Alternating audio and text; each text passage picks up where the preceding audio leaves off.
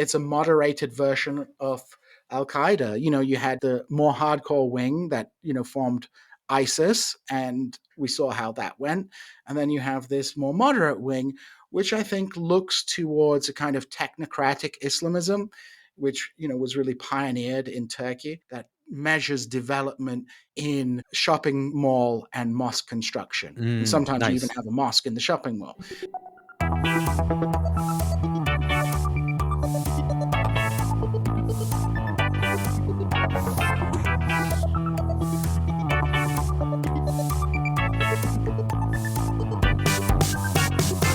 Milan ou Tripoli, Vilnius ou Benghazi, Paris, Moscou, on fait le boonga, boonga. Bangkok ou Bogota, Le Caire ou Jakarta, Gustavia, on fait le boonga, boonga. Stockholm ou Monaco, ou Montevideo, Oslo, Tokyo, on fait le boonga, boonga. Hello, everybody. Welcome back to Bunga Cast, the global politics podcast at the end of history. I'm Alex Hochuli in São Paulo, Brazil, and joining me from the great state of Missouri, via the north of England, Leeds, I believe, via Kurdistan eventually, I think. There's many different paths. And indeed, as we were talking before recording, our paths seem to have crossed without each other knowing at some point decades ago as well. But in any case, I'm very happy to be joined by Djene Bajalan, who's assistant professor of history at Missouri State University and an occasional co-host of our friends over at This Is Revolution podcast. Hello, Djene. Hey, Alex, it's great to be here. Thank you for inviting me on your show. I do have to correct you. It's not Leeds. It's Hull, the Sorry. greatest city of Yorkshire. Not like those softies from Leeds. Right. No, and maybe listening to this is Lee Jones, also of Hull, a contributing editor to this podcast, who will now have also correct me. Lee Jones is from Hull? Yeah. I hope I haven't revealed some secret about his past, which he doesn't wish to be revealed. But there we go. Anyway, so we're going to be talking about the Ba'athist regime of Assad has fallen in Syria, as listener I'm sure you know, because that happened now coming up 2 months ago. But Syria had fallen so off the radar, people had forgotten about the civil war there, that we're going to retake up that theme and look at the fall of Ba'ath rule in a kind of wider context, talk about Turkey and the Kurds, and then maybe end by talking about nationalism in general and why the left is so bad at nationalism. And we're going to single-handedly correct that in the 15 minutes allotted to us to discuss that. Exactly. Right. So let's start with the Syrian Civil War. I think probably a lot of people, myself included, hadn't paid a huge amount of attention to what was going on in Syria over the past maybe 5 years, 4 years, something like that. Probably since the pandemic. I'm trying to think of whether there was some reason that I read about what was going on there. So as a way of correcting my own ignorance and perhaps reminding listeners also what the state of play was before Syria suddenly burst onto the kind of global news headlines once again 2 months ago. Who were the main combatants in the Syrian Civil War? Where were things left kind of, a couple of years back, and who were their foreign patrons and principals, importantly? Sure. So the Syrian Civil War was, as I'm sure everybody is aware, wasn't a simple two-sided civil war that we're perhaps used to thinking about. You had multiple factions, but kind of by the end of the 2010s, everything had been pared down. You had the Syrian government, obviously, the Bashar al-Assad regime, which held on to basically like kind of the core of the country, this big corridor of territory stretching from Jordan and Israel, and then all the way up towards Idlib province on the border of Turkey. And then you had the Free Syrian Army, which is the HTS, this amalgamation of ex-Al-Qaeda elements. You also have like other conservative militias that are not necessarily Al-Qaeda involved with them. Kind of evolves out of the Nusra Front organization as well.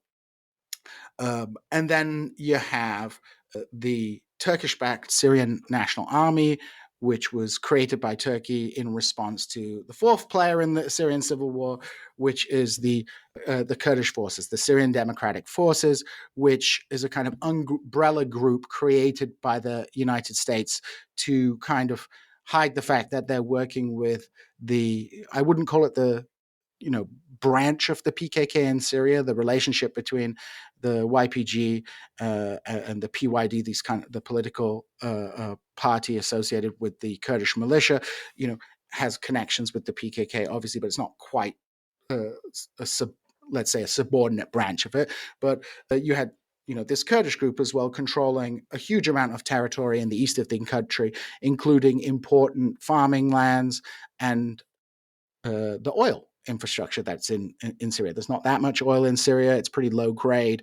But they control these key resources as well. So, going into last year, you kind of had a frozen conflict. And I think most people had assumed that the conflict had kind of petered out. It's not strange. Let's say it's not unique to have a conflict that becomes frozen after an extended period of time. It seems to be the pattern nowadays in most of the world, that it doesn't get conclusively resolved with a decisive victory, but continues in a kind of low-grade occasional warfare, sparking to life here and there, but basically with the front line settled. Yeah, I mean, it reminds me, for example, of, let's say, the situation in Armenia, Azerbaijan before the Azeri offensive. You had, a generation where there were occasional clashes, but, the conflict was never fully resolved. So I think a lot of people are just taking their eyes off Syria because, we passed the most intensive phase of the violence and things seem to have settled into a pattern. You had Turkey providing support, of course, for the opposition, very much, of course, supporting the Syrian National Army, which was, their political formation, but also supporting HTS as well to get things there, to get products, to get services, went through Turkey as well. And then, the Syrian government, we know, was receiving an enormous amount of support from Iran and Russia. Although, of course, I think one of the ironies of the Ukrainian war was that forced Russia to redeploy its resources, which probably didn't help the regime. And then you have the Kurdish groups in the east, which were supported by the United States of America, which intervened in Syria following ISIS's invasion of Iraq in 2014. I'm sure everybody remembers that very exciting moment in history. It was like a shock to a lot of people, which on a fun personal note, that invasion took place 3 weeks before I was due to go to Iraq. So I did go to Iraq in the end, but it was just that's to those same areas you were going, like in kind of Western Iraq? I was going into Kurdistan, and at first, after the invasion, people in Kurdistan thought they were pretty much safe, but there was this ISIS offensive towards Kirkuk and Erbil, which caused a lot of panic. My friends who were there at the time said that people were like fleeing the city, worried that they would come, but they were by and large stopped. The United States provided air support. But for the United States, there became this question of, okay, so how do we deal with ISIS? It's not just an issue that's, affecting Iraq. And they were looking for allies. They'd hoped that Turkey would intervene on their behalf, but Turkey couldn't get its kind of forces together. So they ended up in this kind of marriage of convenience with the PYD, which had established itself, the Kurdish groups which had established themselves in northeastern Syria, partly because, they were a group that had an on-off relationship with the Syrian regime. So they were one of the few Kurdish groups that were well placed to take over. And when the Syrian regime had to redeploy forces to other parts of the country, they kind of left the northeast of Syria alone and left it in the hands of the various Kurdish forces.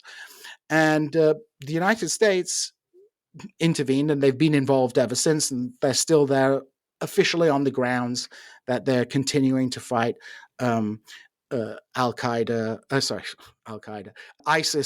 ISIS insurgency. There's also this major camp, Al-Hola camp in northern Syria, where they have, thousands of ex-ISIS fighters and their families as well. It's like a huge camp. That's a security issue that the United States has continued to support the Kurdish administration to deal with, because nobody wants to take their citizens back. So, Right. they're kind of dumped off on the Syrian Kurds to deal with. And that's kind of like a festering issue there. So basically you had this frozen conflict, and then all of a sudden this offensive takes place, and the entire facade of the Ba'athist regime collapses. And I'm sure we're going to find out more in the future exactly how this happened. But it looks to me that, one of the reasons the regime collapsed was that I think the Russians and the Iranians were kind of sick of Assad. And I think people within the regime were like not willing to fight for him anymore. And so the strong position that the Syrian government had got itself at the end of the fighting just, evaporated into the ether very quickly. And now we have this new regime. They just had this huge victory congress in Damascus. Jolani al-Shara has been like proclaimed the interim president by the kind of various military councils that are in charge of were in charge of the revolution. So it's kind of almost like a little coup d'etat that they've done. They've like seized the control of the country. They're organizing this transfer. There weren't really civilian bodies involved in this appointment of the new president. So it looks like now the Syrian military, the Syrian government is kind of more established, and they're moving towards trying to find a comprehensive resolution for the country. And that obviously leads them into, there's a question of what's going to happen to this like 1/3 of the country that is run by the Syrian Democratic Forces. What's going to happen to the United States' military forces there? And then, of course, the United States are not the only foreign power involved. Turkey has effectively occupied strips of land in northern Syria along their borders, territory that they seized off the Kurdish groups after 2017. And those regions are run by the Syrian National Army, but their infrastructure is entirely tied to Turkey. So they get their power, water, the education system. It's like almost as if these places have like places like Afrin, places just to the north of the major highway in the north of Syria. These places are kind of being kind of semi-integrated into the Turkish state and society. And so there's going to be a lot of questions coming for us. Turkey wants to get rid of its Syrian refugees. It wants to make sure that the Kurdish groups in Syria are dealt with in a way that makes them happy.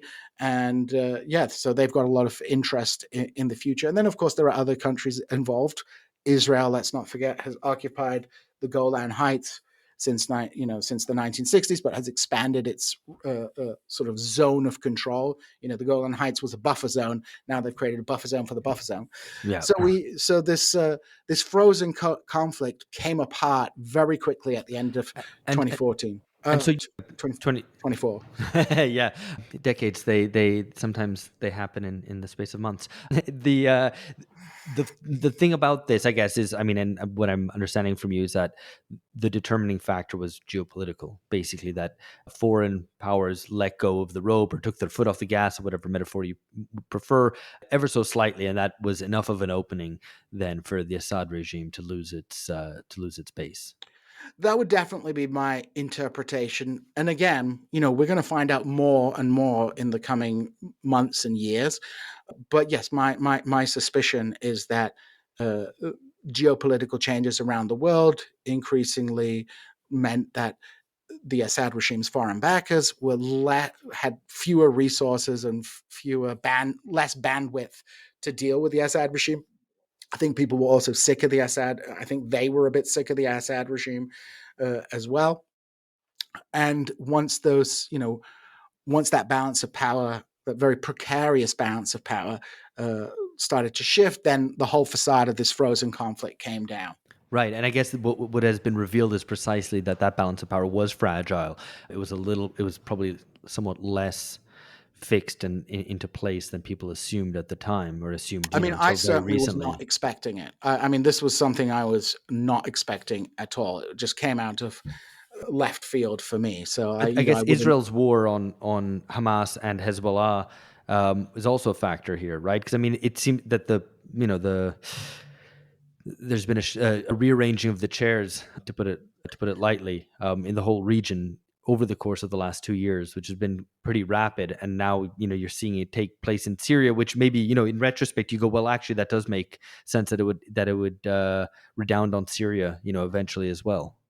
Yeah, I completely agree. Like the war in Gaza has had, unforeseen consequences, with Hezbollah having to focus on defending southern Syria as opposed to supporting the Assad regime, that had a that had a big knock-on effect. And of course, Iran's tit for tat with Israel also affected, Iran's relationships. The Israelis, if were hitting Iranian targets in Syria quite often, in violation of international norms as well, attacking consulates and things like that. So, definitely, you know, Israel perhaps pushing harder on the quote unquote axis of resistance, while Russia is tied up in the Ukraine.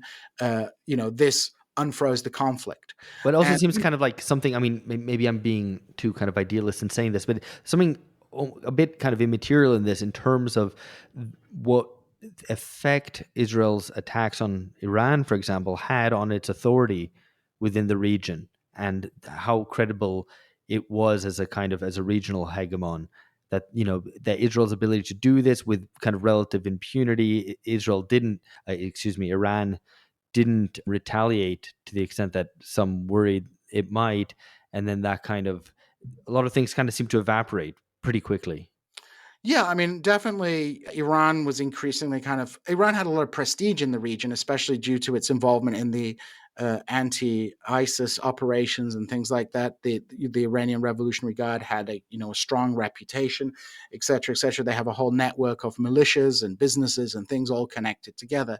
But of course, compared to the military might of Israel, which started deploying more and more of that sort of military might against them. The Iranians are ultimately rational actors, acting in the interest of the state of Iran, and it became.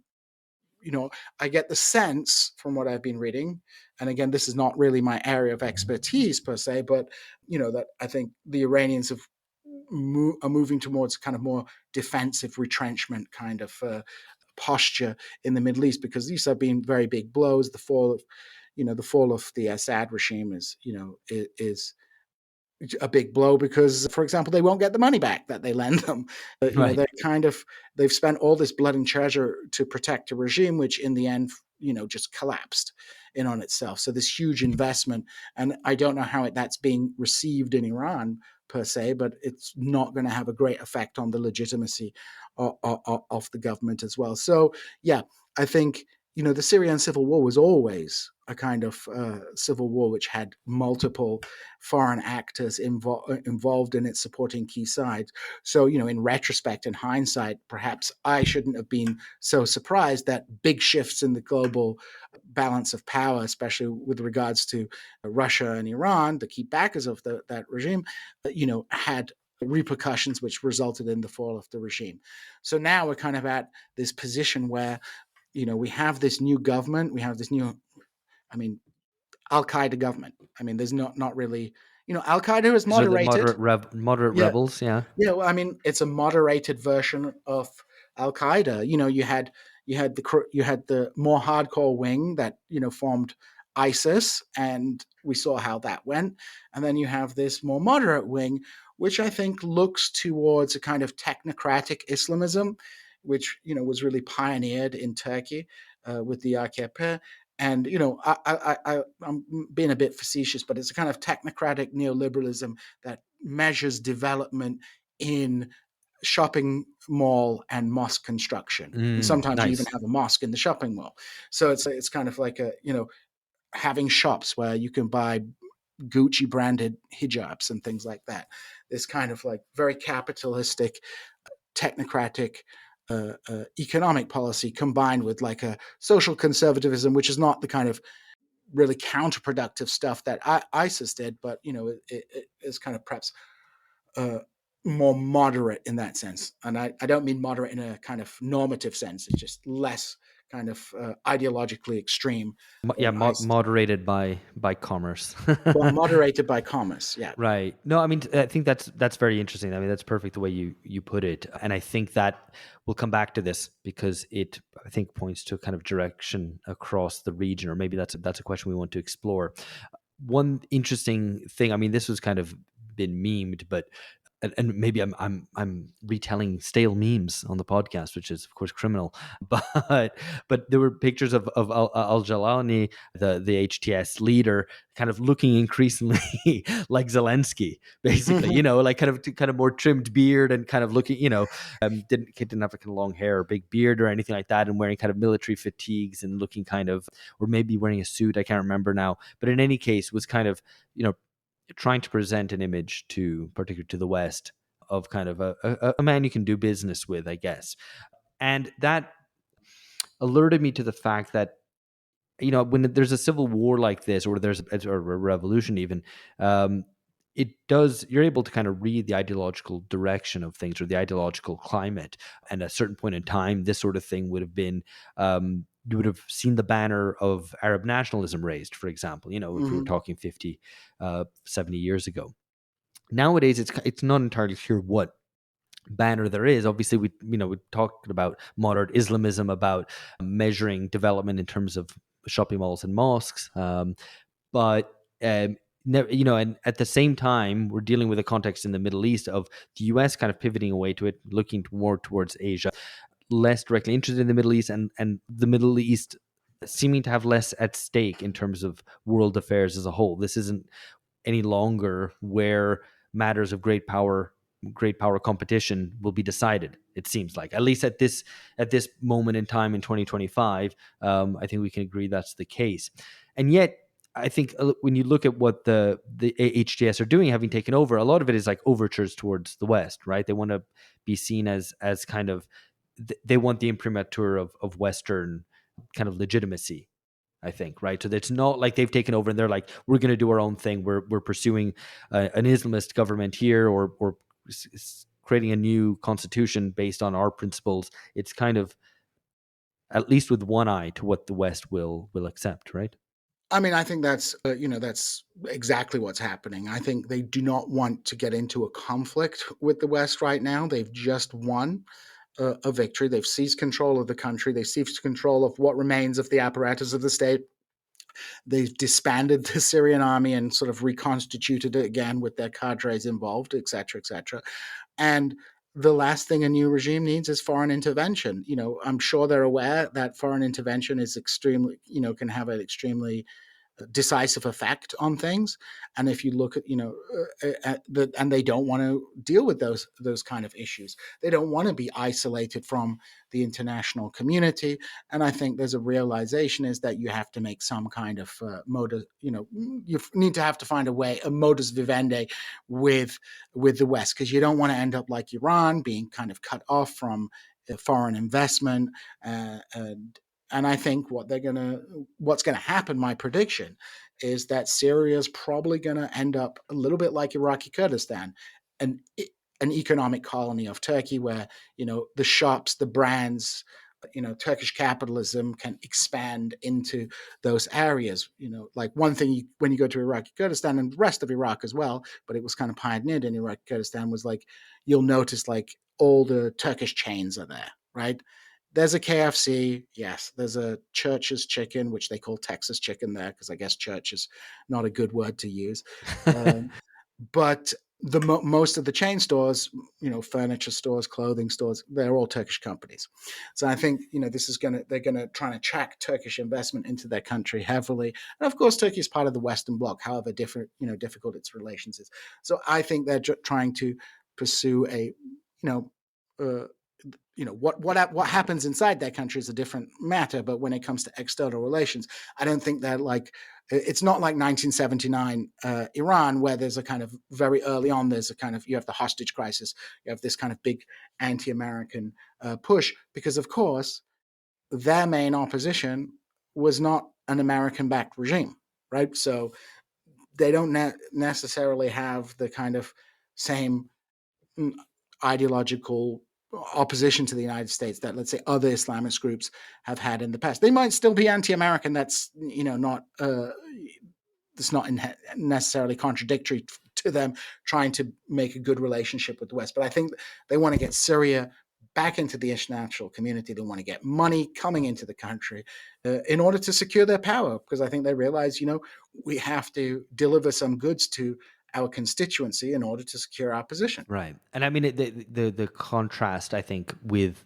Iran 1979 couldn't be more stark, because that comes through a process of revolutionary upheaval in which there's many competing actors, and there's a huge force of kind of revolutionary energy and will that channels kind of the mullahs into power eventually, which is very different from the Syrian situation, where it's like, well, HTS are the last man standing.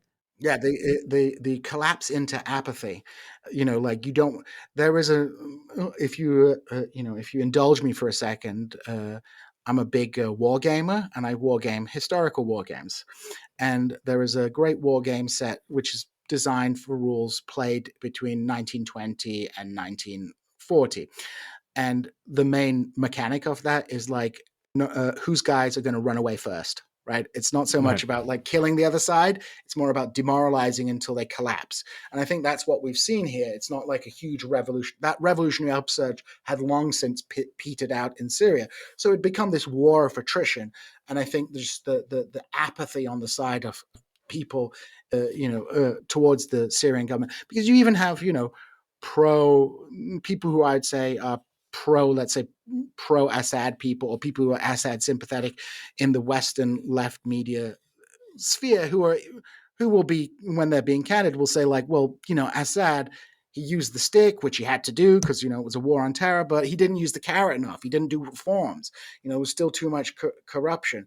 So you end up, so you had this kind of regime which its base of support completely hollowed out over this peace period. And I think probably the peace period, the kind of frozen conflict period, probably gave the Assad regime a kind of false sense of security, that this is our new reality.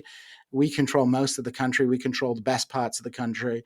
And, we can just wait for these Islamists to, implode, except it wasn't the Islamists that imploded. It was the Syrian government. Right. And I mean, it's early days in the new Syrian regime, the new rulers of Syria, and we don't know what extent they'll be able to consolidate that rule over a longer period of time. But nevertheless, I think, you're a historian, so let's historicize.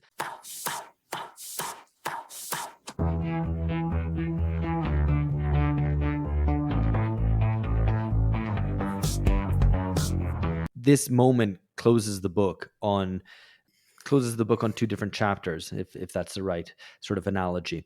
One, it closes the book, although the story had already been finished, it closes the book on the Arab Spring, which began in December 2010. So, we're talking about effectively 15 years. And finally, the last kind of burning embers of something which was initiated in this wave of the so-called Arab Spring has now finally kind of been extinguished and closed off. And the second one is a longer one, which is that of Arab nationalism.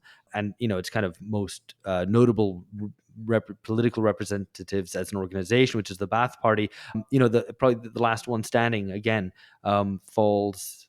I mean, I guess there's questions to be asked about Egypt in terms of, it still being a republic. But insofar as Arab nationalism seemed to be the coming thing, for a long period throughout the 20th century and through the Cold War, the collapse, at least of the Ba'ath Party in Syria, finally closes the book on that. So, I mean, how do you read that whole historical moment? Yeah, I mean, in a kind of broad sense, it is the kind of end of the '60s for the Middle East, the kind of last remnants of the kind of political transformations that took place in the '60s and '70s, and the pan-Arab dream, the kind of secular Arab nationalism that had prevailed during this period. I think that has petered out. What's replaced it? I wouldn't say it's necessarily the end of quote unquote Arab nationalism per se, but I think we're seeing a kind of more a nationalism that is less secular and more Islamic based. And I think we're also seeing a further consolidation of the territorial nation state in the Middle East. I mean, you can draw a parallel, let's say, between Baathism and the HTS ISIS split. Like the hardcore pan-Arab nationalism of the Baathism was very much kind of suppressed, and Baathism became more about consolidating power in specific nation states. You could say the same, you had this ISIS, which wanted to tear up the Sykes-Picot Agreement, rebuild the caliphate, etc. That's a non-starter. And now what's come out of this is a kind of Islamic, Sunni orientated Syrian nationalism. And so I think we've seen the kind of the high point of secular pan-Arabism that's passed, and I think the high point of sort of pan-Islamist nationalism in the Middle East was also kind of passed. I think the kind of the gravity, the force of gravity that nation states, territorial nation states have, sucked these movements into becoming quote unquote national movements, in the sense that they don't seek to redraw the borders of the region. They merely seek to consolidate within the particular states that they're operating. The power container, as I think Anthony Giddens called it, like they're not trying to create a bigger container anymore. It's all about getting control of that container where you come from. That's nicely put. And that's interesting as a way of thinking about it.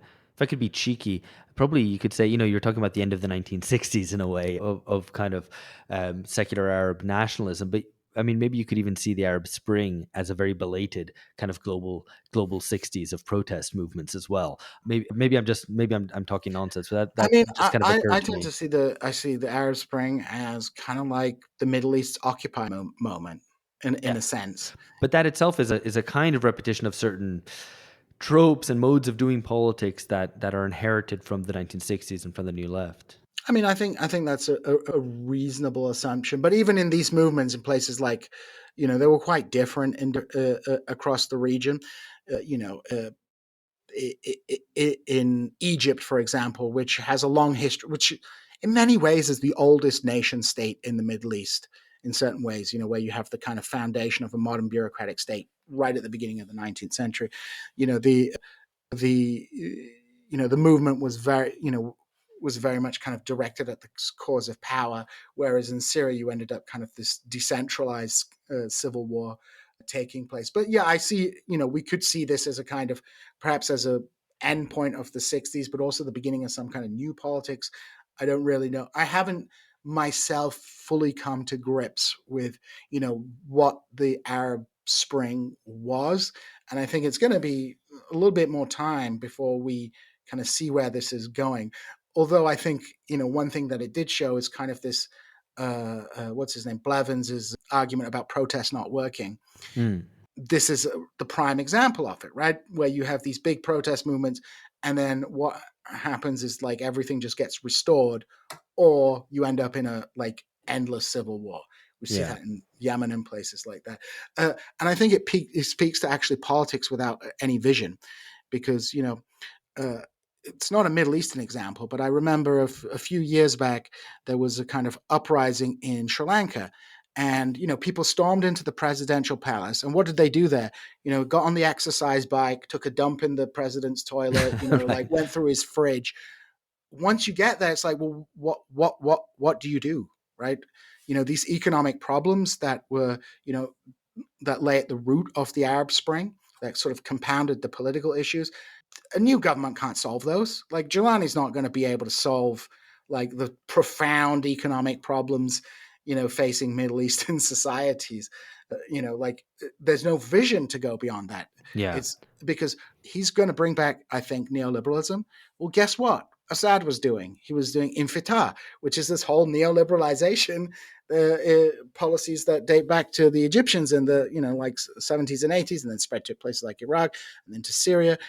And then, so what are they going to do? They're going to have like a new sort of political superstructure. They're going to have a new kind of ideological narrative, but the core is going to be the same. We need foreign investment, and we need to, like privatize industries. I mean, it's a great two things. One, it's a great point about the callback to Sri Lanka, and I can think of so many other examples of this. I mean, in Brazil as well, when there was the kind of failed coup of the 8th of January, where it was, in one regard it was like this farcical rerun of the January 6th in the US, albeit much more serious because there was there was genuine participation of sections of the military, but at the same time they broke into government buildings and like literally again also took a shit on a desk, didn't really know what to do once claiming the seat of power, and didn't have the actual muscle to claim, the kind of site of power, at least a symbolic site of power in terms of the military. And then there's a secondary element that even if you claim that kind of site of power in the seat of power in terms of, the government offices or whatever, that still doesn't mean that you control the country, right? And maybe once upon a time, such such a move would have been sufficient to kind of be the new ruler, be the new sovereign, but it certainly isn't anymore. And power is so dispersed that it's sometimes quite meaningless to do so. This is exactly what happened in Turkey with the failed coup in 2016. Right. The army did the old playbook. You seize the national television channel, right? You roll out the tanks in the street, and then boom, you create the national salvation thing. Everybody hides in their houses, and then you start rounding people up. But what happened was, they took control of the TV, the state TV station. Nobody watches TRT, right? They watch the private channels. Yeah, you seize the telephone lines, but guess what? I have a mobile phone, right? So like they did the old like 1980 playbook where you do these kind of symbolic things, and then it didn't work because people were like, wait, no, all you're doing is like taking over the TV station. So I think the problem is you have these movements for change, but they don't know what the change, like, doesn't seem to be, it's not apparent to me what the change they want is beyond kind of cultural affectations.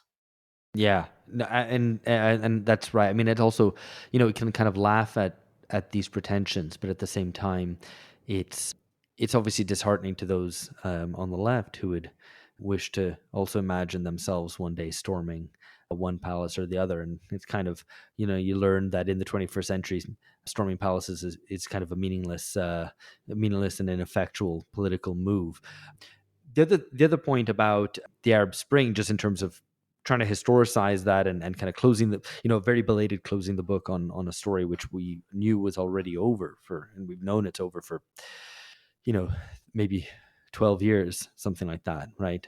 Is that they all erupted, with the exception, I think, of Bahrain, in secular Arab republics and not in the monarchies. And that was, I remember discussing it at the time and being like, well, this is history going in a different direction to what you'd expect. I mean, just in terms of a traditional modernizing narrative, that it would be the Arab monarchies who would fall and would be replaced by some secular republican vision, whether socialist or liberal or whatever. And in fact, it was uprisings that emerged in, albeit, one has to recognize, very decadent and authoritarian secular Arab republics, and then weren't replaced by anything better. And in cases, you either have a more brutal restoration like in Egypt, or you have the eventual victory of Islamists.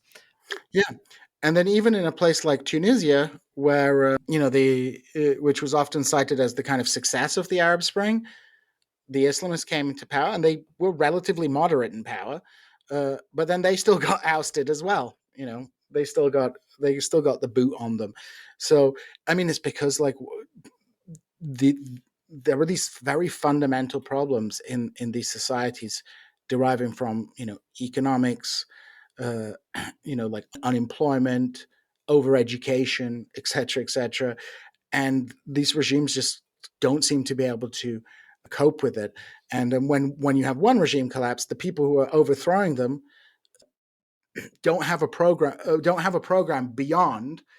They want to be the ones distributing the largesse. In Iraqi Kurdistan, for example, there are two big parties. There's the KDP and the PUK. The KDP is nominally the right-wing one, and the PUK is nominally the left-wing one.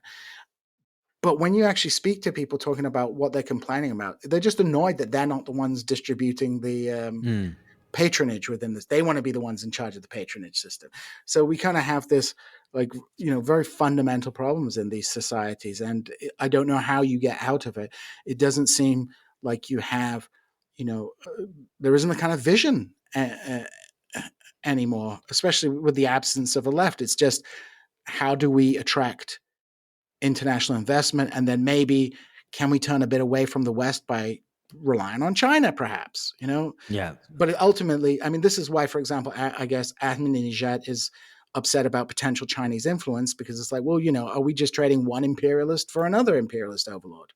Right, and it's a country still with some claim, and its legitimacy is based on a claim of anti-imperialism, in the way that I would imagine that Syria's HTS won't have. Right, I mean that's not going to be the basis, or at least for now, isn't the basis of its legitimacy. Its legitimacy is based on well, them being the ones who Overthrowing are the there. Baathists. Exactly. Yeah. And overthrowing what they, minority rule in the Right. country. I mean, because one of the interesting aspects of Baathism historically is that by doing the thing that we're all Arabs, so we should all be united, it became a cover for actually, no, we're going to monopolize power in a particular sectarian group, or even a kind of subset of a particular sectarian group.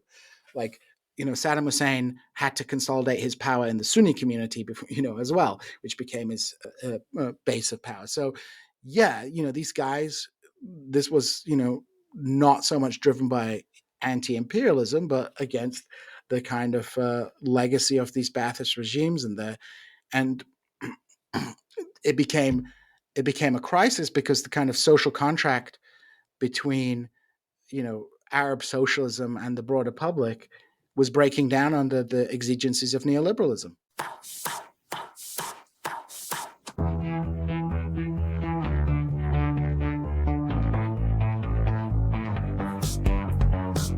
I want to move now to the Kurdish question, because I want to talk about Turkey, and these things are necessarily connected.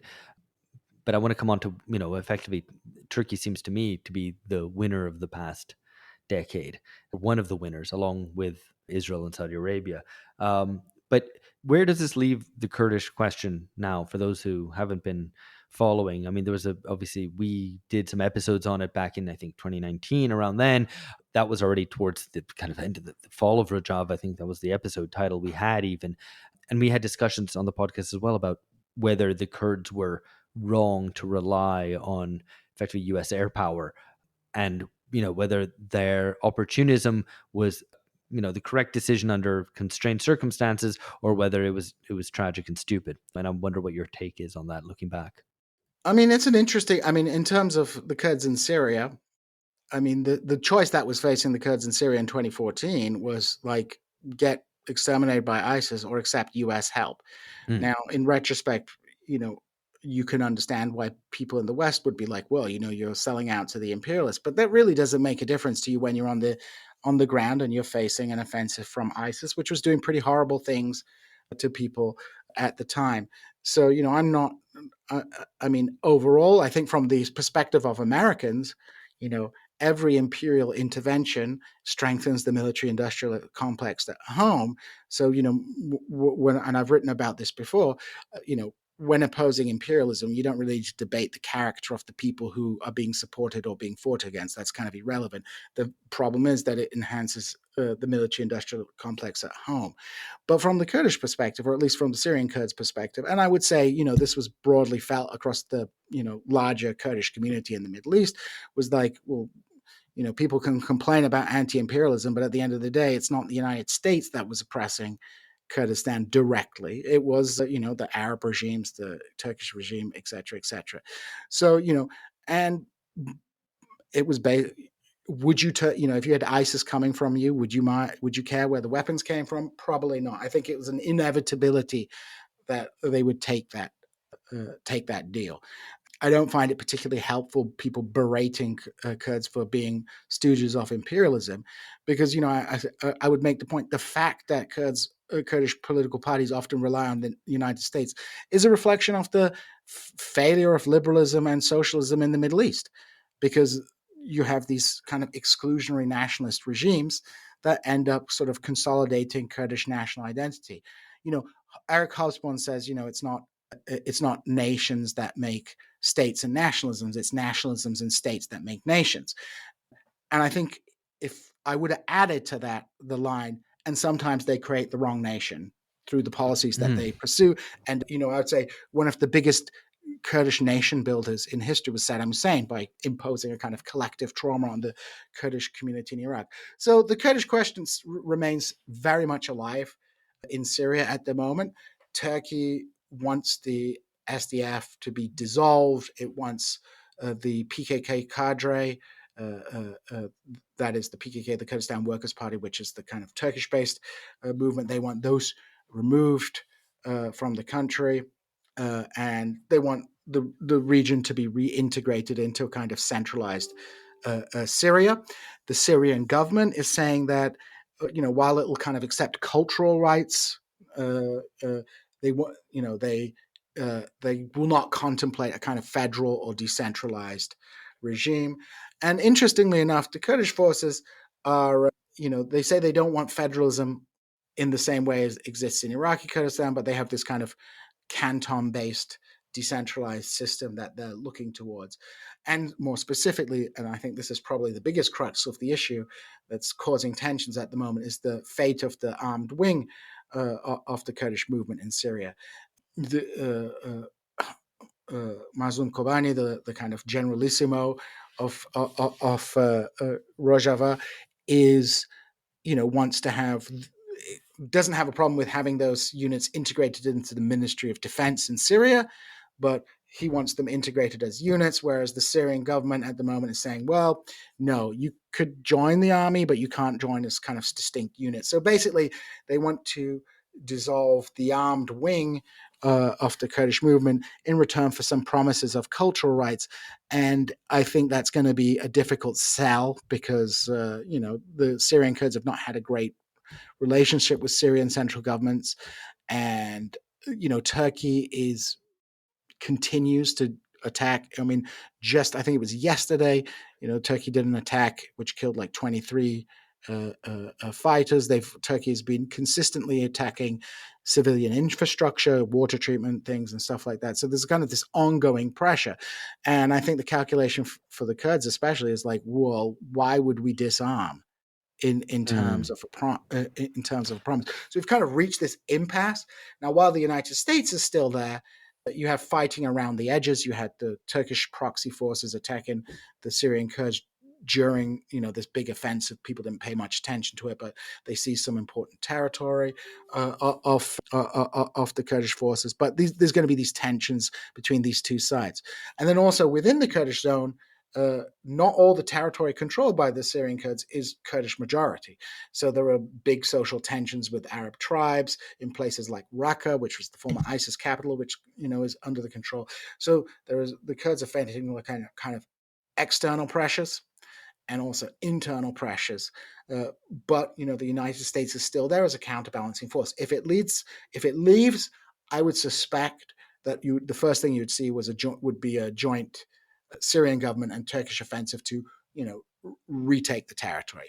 While America's there, they can nibble around the edges, perhaps, as a pressure tactic. But, I think we've kind of got to this semi-frozen state. But, I'm very wary to say any conflict is frozen now because Yeah. who even knows? But yes, if the United States leaves, I think that it's game over. Because so much of to my layperson's eye, so much of the Kurdish situation, particularly in Syria, rested on the precise interplay between the US and Turkey, formerly allied, but the US sometimes playing a bit of a restraining role on Turkey sometimes shaking off what might have been kind of US's interests. And it's interesting that you say that the US's removal from that area would actually allow free reign to the Turks to kind of crush military capabilities. Yeah, I think that's undoubtable. That's certainly the line that you read in the press, especially about what the Turkish government is saying, Turkish government officials. For example, the United States' big reason for being in Syria is the anti-ISIS campaign, and the Turkish foreign minister, said like, well, we'll take it over. We'll send some commando regiments. We'll take over the security of the camps, et cetera, et cetera. We'll do all this. Why don't you just leave? So the Turks, the objective of Turkish policy, it seems to be to get the United States to leave. A lot of it's couched in like anti-imperialist language, which is always quite funny considering Turkey's in NATO, but it's couched in this kind of anti-imperialism and getting the getting the U.S. out of our neighborhood. But of course, a lot of Kurds in that region are like going to be relying on the U.S. as a kind of security guarantee. They don't have a great hand, and U.S. support from their perspective is, the only kind of trump card that they have. So Speaking of trump card, do you have a sense of any like change in direction from the US that is an under excellent Trump? question. Hello friends, you've reached the end of a sample from an episode only available to subscribers. We put out 2 episodes a month for free. For access to the rest in its entirety, please join us at patreon.com/bungacast. For $7 a month, subscribers receive original, exclusive episodes with the entirety of the BungaCast cast. That's George Hoare, myself Alex Hochuli, and our contributing editors, Philip Cunliffe, Amber Lee Frost, Catherine Liu, Lee Jones, Alex Gurevich, and Lee Phillips. We've got extended interviews with guests, episodes on current affairs, and original episodes on theory, history, and culture, so as to understand the crises of our times. We also have the BungaCast Reading Club, where Phil, George, and myself present the key books and essays necessary for understanding the world today, how we got here, and where we might be going. Subscribers also get a digital subscription to Damage Magazine, with whom we're partnered, and you can find all this info at patreon.com/bungacast. We do hope you'll join us. These are turbulent times, and ideologically confused ones as well. What we try to do is find political clarity, to move beyond the decadent age of Bunga Bunga. De A ou pas se taire.